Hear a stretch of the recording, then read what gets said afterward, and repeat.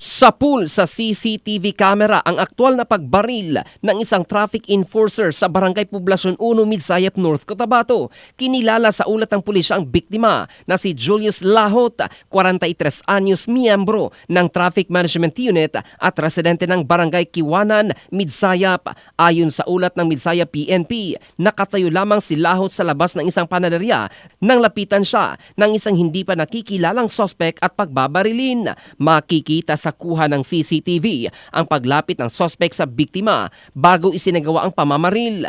Kasulukuyang ginagamit ng mga otoridad ang nasabing footage bilang bahagi ng kanilang investigasyon upang matukoy ang identity ng salarin at malaman ang motibo sa insidente. Mariin namang kinundina ni Midsayap Mayor Rolly Sacdalan ang pamamaril at iniutos sa lokal na pulisya ang agarang pagsasagawa ng investigasyon upang mabigyan ng hustisya ang biktima. Patuloy naman ang pangangalap ng impormasyon ng mga otoridad habang inaalam ang buong detalye sa likod ng insidente.